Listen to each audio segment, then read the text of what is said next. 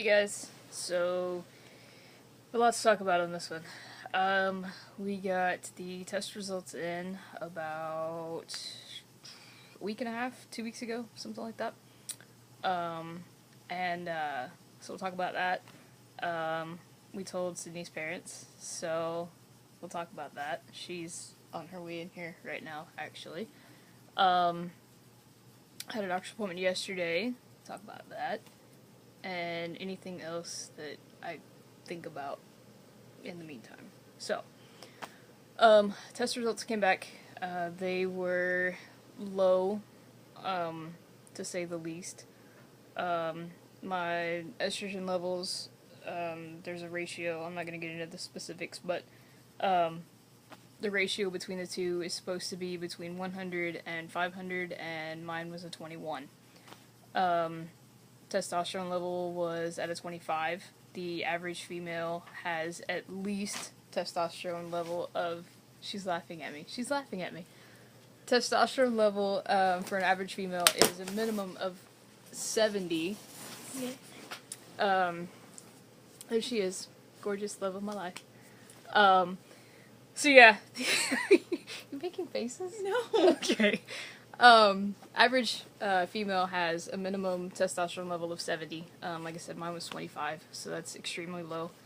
DHEA levels are also really, really low. They're supposed to be between 2 and 23. Is that right? Something like that. Yeah. Where's the thing? Mine was at a... I don't know what I did with it. Anyway, mine was at like a 3.8, I think. But the results came with like a chart, and there's a high, an average, and a low, and there's a little blue dot that tells you where you're at, and my blue dot is below the low line. Like, it's ridiculous. Your blue dot is at or below all the lows. Yeah, I don't know if you could hear that, but my blue dot is below or at all the lows. So, basically, I'm defective. What? I didn't find it. You didn't find it? No. Oh, okay. Defective, that's good. Defective, yeah. There's that. The numbers suggest AIS, which is androgen insensitivity syndrome, which basically means that my body cannot produce androgens. So that was the test results. Last Monday, we made a trip to see Sydney's mama, and we handed her the test results, and she looked at them, and she looked at me and said, "What you do is your business. You got it on paper that you were supposed to be born a boy, so go make it happen." Something to that effect. Yeah. Yeah. So, we haven't told her dad yet. He's had some issues lately that... Just health issues. Yeah, he's got to get those checked out, so... Don't want to send him into a heart attack. Yeah, right. But he'll be fine with it. He'll ask all kinds of questions, but he'll be good. Yeah. So, anyway, we have that coming up. I knew I would think of something else. My mom, hey now, there's a little bit of bitterness still. Only a little. Just a little. Somebody's a little protective, that's all. So, my mom texted me, the same day we went to see her mom, actually, and said, I saw that, and said, how was your doctor's appointment, what did the doctor say, and so I told her what it looked like, and told her what my results were, and she really started asking questions. Like, she was really interested. The questions that she was asking were not questions that were meant to be rude. That's a good word. Yeah. Or douchebaggish. She really was asking, to try and understand and to try and process it all. So, I actually have gone to see her. I had to pick up my mail. We were in town to hang out with some friends, and so that was Friday, yeah. So, I figured that since we were in town, I might as well, stop in and get my mail, and I took my results with me just so that I could, hand them to her and be like, hey, I'm not making this shit up. So, she seemed to read them and take it all in, and she's a bit confused as to, you know, the AIS and why. If my testosterone levels are so low, wouldn't that mean that I was more feminine? And it gets confusing, and I can completely see where she's coming from. It doesn't make a whole lot of sense to me either, but I'm gonna roll with it. And if anybody wants to know, ask, because I'll explain it. Yeah, because- she's like genius over here, knows No. everything, so No. she's my little walking encyclopedia. It's fantastic. No. Who needs Google? I have her. There was that.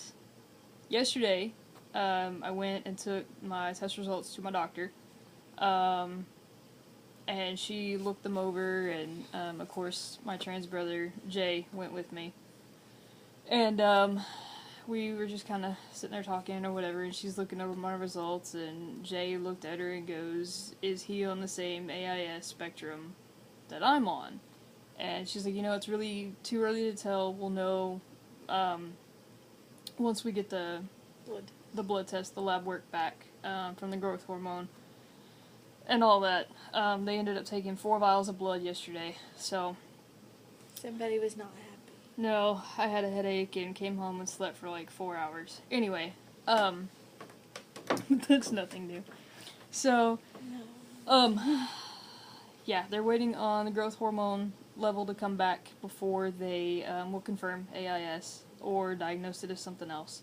But I have been instructed to take DHEA. I call these my boy pills. They're fantastic.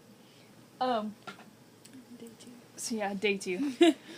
So, basically, the theory is, with my DHEA levels being as low as they are, my body can't hold on to the testosterone that it's producing. So there's a possibility that my testosterone levels could be actually higher than the results are showing, but because I don't have enough DHEA, my body can't hang on to the testosterone that I'm producing. So, I'm going to take these guys for at least the next week and a half, when I go back next Thursday. And when I go in next Thursday, then I'll get the lab results from the blood work that they took yesterday. And then she said something about a mouth swab, so I don't know if she's going to check my testosterone levels since I've been taking the DHEA for the last week and a half. Will be last week and a half. I don't know if she's going to do that when I get there Thursday, or if she's going to wait a while. Or if she's going to wait, a couple of weeks, while I'm still taking the DHEA, to get those levels up before she takes the mouth swab. So, there's that. Now, today. Today's a good day. Today's a good day. Today's a good day. There is a transgendered attorney based out of Houston, who I had been emailing back and forth with, back in May. And I called her today to do a phone consultation, and it's $240 for a phone consultation. Seriously? Not helpful at all. So, after immediately hanging up the phone, because, last thing I need is a $250 bill on my next phone bill. I did some research on Google, and I found a couple of, LGBT-friendly, organizations, I guess, yeah, that specialize specifically in, helping transgendered people change their name and birth certificate and all that. From what I understand, most people will not have an issue getting their gender or name changed. It's not a hard thing to do. Expensive? A little. Just depends on where you live. Difficulty? Not that hard. For most people. This guy is from Texas. Born and raised, lived there most of my life. Being born there, makes life difficult. yeah. I love Texas. I love being from Texas. She'll tell you. I brag about it all the time. Texas Tech, all the way. Put your guns up. Anyway. My little Florida Gator. Anyway. So, diehard Texan. Love it. Their politics suck. Die hard Texan to the point that my toenails right now are Texas Tech. because somebody was all like, Yeah. woo! No, that was your idea. It was not. It was. Whatever. Anyway. So, but their politics are back asswards, and anybody who is transgendered or even gay or lesbian in Texas is pretty much screwed unless you get the hell out of Dodge. And even then. However, when it comes to the death penalty... Okay, if we're not talking Anyway. about Texas, we're talking about you. Yeah, anyway. So, back to me. Yes, with me being born in Texas, they're kind of douchebags about changing gender markers on birth certificates. With me living in Georgia and being born in Texas, I wasn't sure what state I had to file my name change in. For those of you who are wondering, you have to file for the name change in the county that you live in. So if you're from another state, then the one that you live in, you file it in that county of the state that you're currently residing in. If you've been there long enough to be a legal resident. Yeah, usually the residency is like one year. To be, 6 months to a year 6 for months. most places. Just depends on the state. You can look into that through your state website or whatever. Anyway, so I called. What's the name of that place? Lambda Legal. Yeah, Lambda Legal. Thank you, bud. Got in touch with them today. I called both the Georgia office as well as the Dallas office. Dallas, ironically enough, was much more friendly and helpful than, I guess it's Atlanta, was. But whatever. Anyway, not the point. The point is, they told me today that for the most, as far as they know, all I have to have to get my gender marker changed is an affidavit from my doctor saying that that's what I have to do, or what I need to do. And then one supporting document, which they suggested a passport, because it's apparently really easy now to change your gender with a passport. I don't know how that works. She's supposed to be emailing me some more details as far as that whole process and how it works or whatever. So, We'll let you know about that next time. yeah. We have some other things to take care of before we get into all that. But yeah, eventually, when it comes time for that, we'll let you know. Worst case scenario, they said that if by chance, they said they haven't had anybody that has been told, no, you can't change your gender, because there's not anything on the books in Texas that says you cannot change your gender. However, they did say that if by chance I did get told no, and the judge struck it down or whatever, then I could do what they call a court order, which I would file in Georgia, and then Georgia would send that court order to Texas and say, look, this is what he needs, he's on the hormone therapy, he's, got his name changed, all this stuff, and then Texas would hopefully have to comply and change it on the birth certificate. I'm hoping I won't have to go through all that crap, because that's court and legal fees and attorneys and shit that I don't want to deal with. So I'm hoping that the affidavit from my doctor and looks like I'm getting a passport, apparently. That's good for you. Yeah, whatever. So I'm hoping that with those two documents, then I'll be able to change it without any kind of hassle. So, is that it? I mean, maybe. Maybe. Yeah, I think that's it. If not, then we'll write down what we remember and we'll put it in the next one. Oh, I did want to talk about... See, here we go. I did want to talk about binding. I know this is something that I've been meaning to talk about in previous videos, but me being me, I tend to forget.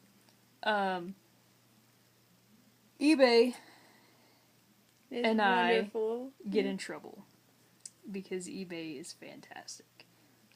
There are several companies... Based in I'm what, guessing. China? Yeah, based in China, that sell and ship binders for next to nothing. The one that I have on right now, What, like I 5 total? got for like $5. That's like, shipping and everything? That was Yeah. it. It was no more than $8. No more than $8. So stay away from ace bandages. You know more about this than I do. Stay away from ace bandages. Duct tape is gonna leave scars. Just don't do it. There you go. So get a binder from eBay. They're $8. Tops. Yeah, shipping and everything. So, And it works pretty well. I'm just saying. yeah. Yeah. Shut up. Ace bandage binding is dangerous because the way that the ACE bandage works is it's designed to compress, and so every time, correct me if I'm No, wrong, you're good. every time you breathe in, the ACE bandage tightens, and so you're not able to breathe back out. Other way around. Other way around. See, I knew I would screw this up. Every time that you breathe out, it's gonna compress even farther. Oh, that well, makes a just lot more like sense. a snake does. Oh. When a snake coils around something, it breathes out and it tightens on it. We Same have a kind of Costa thing. Rican boa, like 2 feet next to us. Asleep. He's precious. What is he doing? Sleeping. Oh, okay. Hiding. He's got his head tucked underneath his underbelly, and he's just, chilling. Anyway, So every time you breathe out, it's gonna compress farther into your chest. So you're not gonna be able to breathe in as well. It's gonna constrict your lungs. It's gonna screw up your ribs. It's just not good. yeah, it's not good. So I mean, if you're doing it for if you do drag or whatever, you do it for drag, take it off, right. If you're taping and you're doing drag, tape, then take it off. Don't leave it on for 8, 10, 12 hours, Get a binder. They're $8. Yeah. They're breathable, they don't compress, they No. just... Um, There's no elastic in it, it's there. I would recommend, the one that I personally have is adjustable. It has bra clasps on the side of it, Yes. but there's 15 of them. Yeah. And there's 3 different sizes that you can adjust it to. I would recommend, just from personal experience, wear it for 2 to 3 hours. Just to get used To get used to it. And then start increasing, just to let your body get used to it. I did it that way. The most that I could have it on was an hour and a half? Yeah. And then I had to take it off. I was like, oh my god, I can't breathe. The way we started was we would go for mile-long walks. Yeah. With it on the farthest out that it would go. Yep. And then just Yep. went from there And then my body got used to it, and now I'm able to wear it. all day working. Shit. Yeah. And 12, 14. my job is 18 hours. but it's pretty physically demanding some days. So, it doesn't really help me pass very well right now, but that has nothing to do with the binder. That's just voice and face and whatnot. Anyway, Face. for now, we're hoping my boy pills over there, as I've deemed them. Yeah. Whatever. Anyway, we're hoping that those will kick my testosterone into overdrive, and I'll start naturally growing all this facial hair stuff before I even start T. But could be wishful thinking. Time will tell. So, I think that's it. Is that For all now? I think so. Yeah. Okay. So, I go in to see the doctor next Thursday, so be expecting an update sometime after that. Alright, later.